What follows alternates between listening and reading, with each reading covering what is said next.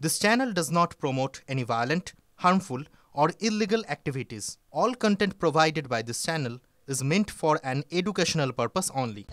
আরে এসআইআর নিয়ে বিতর্কের আবহে 700 ভুয়ো ভোটার পাওয়া গিয়েছে একটা গ্রাম পঞ্চায়েত এলাকা থেকে জলপাইগুড়ির ঘটনা এবং কোথা থেকে দাবি করা হচ্ছে সিপিআইএম এর তরফ থেকে কি দাবি করা হচ্ছে যে তাদের দলগত যে স্ক্রুটিনি রয়েছে সেই দলীয় স্ক্রুটিনিতে উঠে এসেছে এরকমই চাঞ্চল্যকর দাবি বামেদের তরফ থেকে দাবি করা হচ্ছে চাঞ্চল্যকর তথ্য উঠে এসছে যে একটা গ্রাম পঞ্চায়েত এলাকা সেখানে 700 ভুতুড়ে ভোটার গড়ালবাড়ি পঞ্চায়েতে ভোটার তালিকায় 700 মৃত ভোটারের নাম আমাদের পার্টিগত সমীক্ষা যেটা দেখছি যে এখনও করার বাড়িতে এই 17টা বুথে মিলে সব মিলায় 700-র উপরে মৃত ভোটার রয়েছে। সারা পশ্চিমবঙ্গে এরকম 700 যারা বলছেন এরকম 70 লাখ থেকে 1 কোটি ভোটার বেরোবে যারা 34 বছর এবং তৃণমূলকে 15 বছর ক্ষমতা রেখেছে। বামফ্রন্ট দল এটা নিয়ে কমপ্লেন করে থাকে, তারা তদন্ত করে যদি দেখে, হ্যাঁ আমিও সেটাই চাচ্ছি যে তদন্ত করা হোক। তবে এতগুলো ভুয়ো ভোটার মনে হয় নেই। কতগুলো ভুয়ো ভোটার হতে পারে? সে মৃত ভুয়ো ভোটার ধরো 50 থেকে 100 হতে পারে।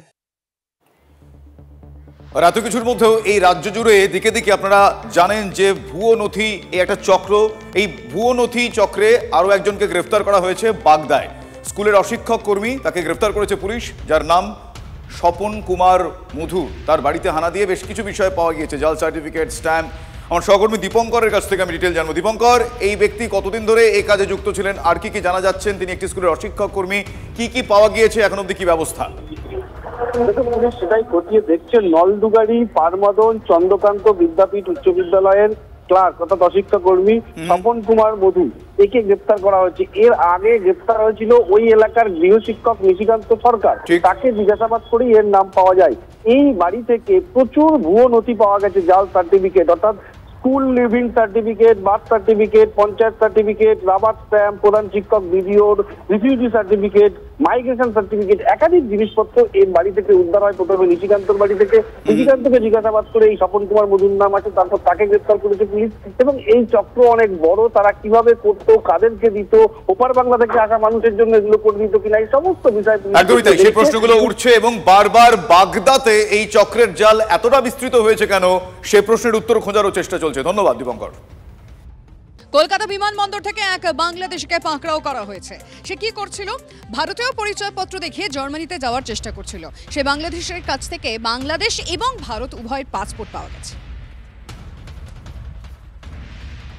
ভারতবর্ষে বহু বছর ধরেই স্বাধীনতার পর থেকে এই ধরনের একটা পোরাস সিস্টেম কাজ করছে।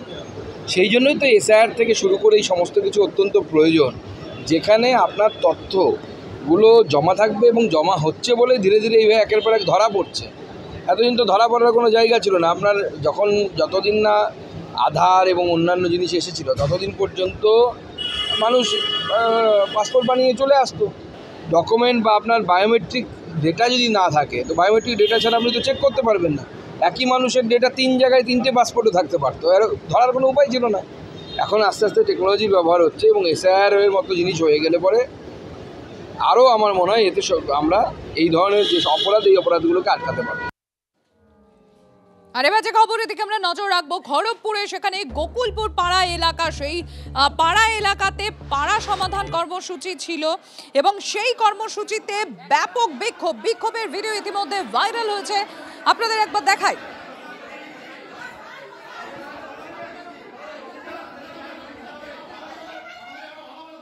এই রাতে যতটুকু মেরামতি, হ্যাঁ, সে আমরা ইট পাটকেল দিয়ে রাবিশ দিয়ে যাহা করে যাতায়াত করছি, কি কষ্টে যাতায়াত করছি, বাচ্চারা যে কি কষ্টে স্কুল যাচ্ছে, হ্যাঁ, সে আজ হচ্ছে আমরা গতকাল যে পাড়া শুনানিতে গিয়েছিলাম, যে প্রধান উপপ্রধান আমাদের সাথে মিসবিহেভ করেছে, হ্যাঁ, তারও ভিডিও হচ্ছে। তিনারা বলছেন কোনো সমস্যা, তোমরা বাইরে বেরিয়ে যাও, আমরা কি এলাকার বাসিন্দা নয়? প্রধানদের সমস্যা আছে, এরা গেলেই বিক্ষোভ বাড়বে। তারা তো লোকের ভোটে জিতে এসছে, তারা চাইলেও এদের জন্য কাজ করতে পারছে না, সমস্ত টাকার ভাগ। কয়লা বালি পাচার থেকে রাজ্যে আইন শৃঙ্খলা অবনতির অভিযোগ। রানীগঞ্জে বিজেপির ডেপুটেশন বিক্ষোভ ঘিরে উত্তেজনা, পুলিশের সঙ্গে ধস্তাধস্তি বিজেপি কর্মী সমর্থকদের।